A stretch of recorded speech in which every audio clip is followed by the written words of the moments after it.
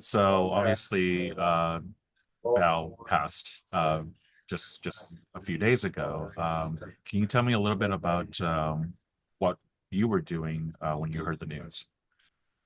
Yeah, I was laying in bed and my uncle had texted me and said that he had seen the news that Val had passed.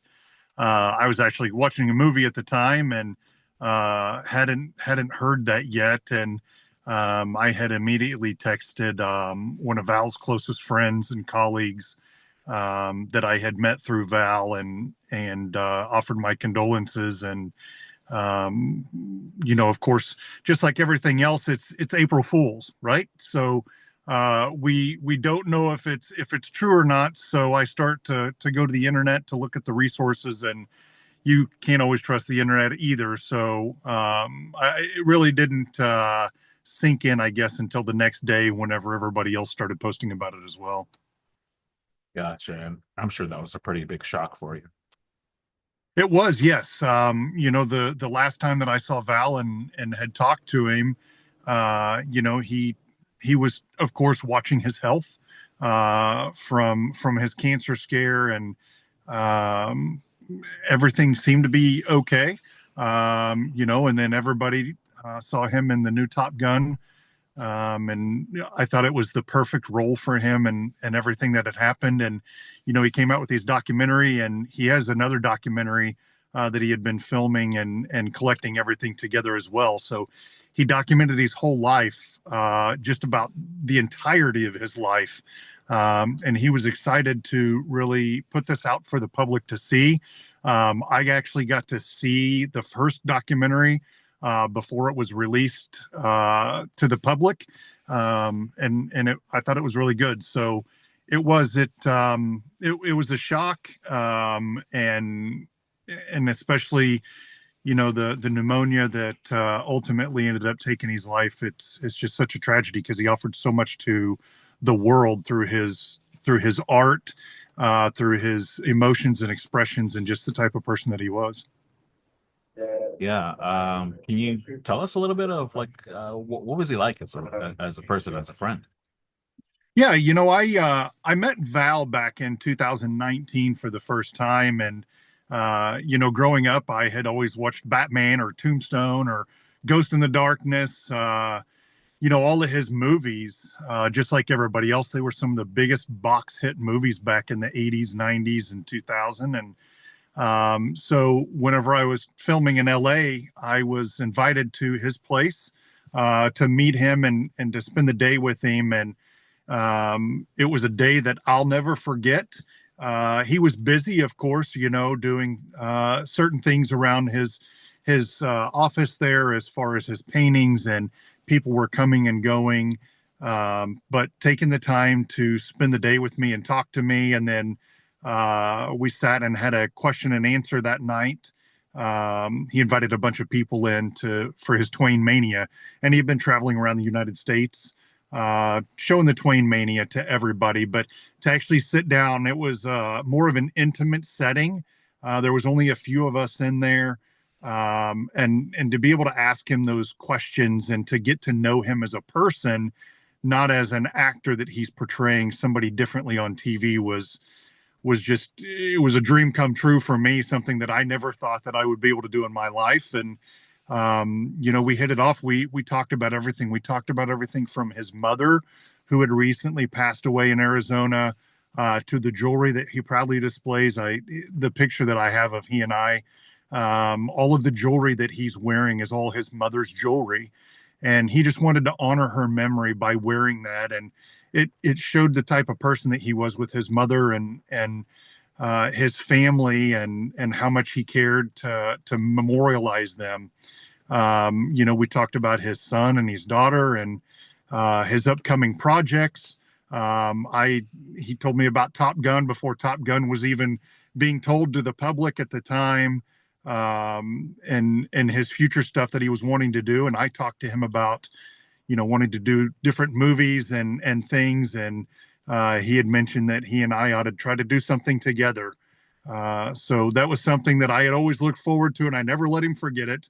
And hopefully, hopefully he's having fun and wherever he is now, and I just he's different. He's eclectic. He's genuine. He's artsy, and you can just tell that through his movies. And then the side that I was able to see in him, whenever I was out there, I was invited back out there in 2021 to help with his Top Gun, the old Top Gun, not the new Top Gun, but the old Top Gun, to go out there to help out with doing commercials and different stuff like that with all these different entertainers and everybody from Hollywood. And he had his art collection. It was Val's life, his biography in his own eyes and his own telling. And it was a whole bunch of just scrap stuff. He would just take like newspapers and cut it out where it had Val and Kilmer and different words and just piece it together. For me to sit down and to look at that, to hold that as somebody who put it together that was special to them was special to me. So, he was a genuine guy. He was a good guy and down to earth. Um, backing backing up a little bit, how did you guys meet? Like, what was the circumstance? What were you doing that like had this connection, or was it just a random, hey, we're both people, let's talk and and a friendship just kind of spawned from that. Yeah, so there was a lady here in Springfield that I knew, and she knew Val's friend, who was his colleague out in LA, and I was flying out to LA to film America's Top Dog on A&E. So whenever I was out there, this friend Brad got a hold of me and he said, "Hey, Val said to invite you over." So I rented a car and I drove from the set that I was at that night. We had wrapped up filming, and actually, it was during the day. We filmed mainly at nighttime, and during the daytime, I went over to Val's place and spent time with him while I was out there filming for 2 or 3 days. And from there, we just hit it on, or hit it off, rather. He would show me the different things from Kellogg's, the pop cereal, whenever he was on there as Batman back in the 90s, and all of his outfits and the different things that he had, the figures from Ghost in the Darkness and the Tombstone, sitting there, and then seeing all of his paintings and everything. And we hit it off really well while I was there for those 2 or 3 days. And fast forward to, we stayed in contact. Brad and I did. We stayed in contact over the years, and then ended up going back out there. They invited me to fly out. I was actually going out there anyway at this time, so it just, the time frame matched up for me. I was flying out to film on Lifestyle, the television show out there, and while I was out there, Val happened to be doing this potluck, raising money for the USO, and guys like George Clooney and Slash and all of these Grammy artists and Napoleon Dynamite, they were going to be there. And just these people that you see on the red carpet, or you see on the Grammys, or you see on the award shows or on TV, are all going to be at this event. So while I'm out there, David Chokichi, he's Baywatch. He was on the original Baywatch show. He was out there filming as well. So I got to know David while I was out there, and I told David I was going over to do this event, and Val said, "Invite David with you." I used to watch Baywatch. So I rented another car. I jumped in the car. I drive to David Chokichi's house, picked him up at his house, and then we drove what seemed like forever to Val's place. And then whenever we got there, that's whenever we started doing the videos and stuff for his Twain Mania, or I'm sorry, for the Top Gun showing for his potluck. Oh, yeah. So a lot of people don't know this, but Bell had, connections here in Springfield, has visited and all of that. Can you kind of talk a little bit of what you know about like the time that he spent here and his connections here? Yeah, so whenever Val was originally diagnosed with cancer, he was going through all of the remedies to try to do it without having surgeries, trying to heal himself naturally. So he traveled here to Branson. He had a friend by the name of Les. Les has since passed away, but Les lived down in Branson, Missouri. I believe he lived in Point Royale down there.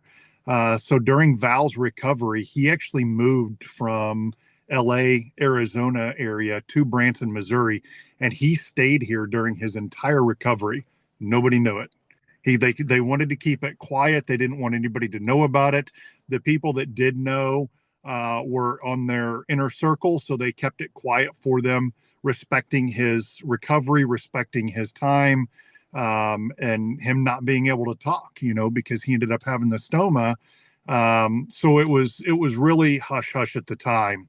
There's also Val Kilmer's one of his costumes from Doc Holliday in the Tombstone movie is actually in the museum with Johnny Morris at Top of the Rock, down underneath there. So if you visit Top of the Rock, you'll see the Doc Holliday costume down there, and that's one of the costumes that he wore during the movie. And then also Buck Taylor, who played Turkey Creek Johnson in Tombstone, is another good friend of mine. Buck Taylor, he is at Silver Dollar City quite often.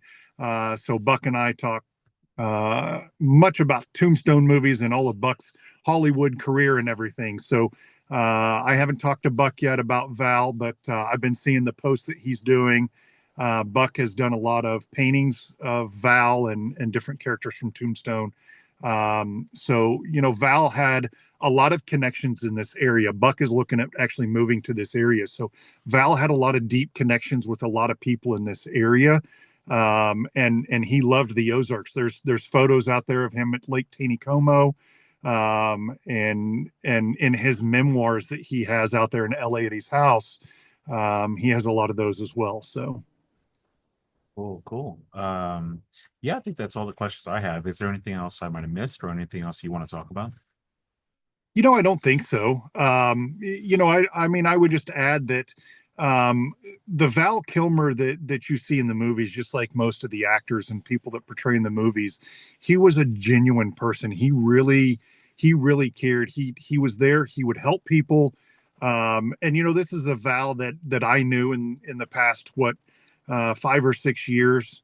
Um, he was always there to help people and to engage people, and he really had a passion for helping those that wanting to get into theater, that wanted to get into the movies and really hone their skills. Because he did that. He filmed his entire life. In the documentary, you see he had one of the first video cameras. He was the first person that he knew that had a video camera, and he videoed everything. Val documented his entire life, and there are hundreds of thousands of hours of videos of Val Kilmer that I'm hoping that his son and daughter is going to be able to collectively work with Netflix or Paramount or whoever and release these, because the world, I think, needs to see what Val saw through his eyes and his life and growing up and everything, because it's very interesting. I got to see some of it. I got to read some of it, and I got to see how artistic he was as a person. And I think that if anything, that's how Val would want to be remembered, as the type of person that he was, and how he wanted to make the world a better place. Hey, yeah, I just wanted to say sorry about your friend.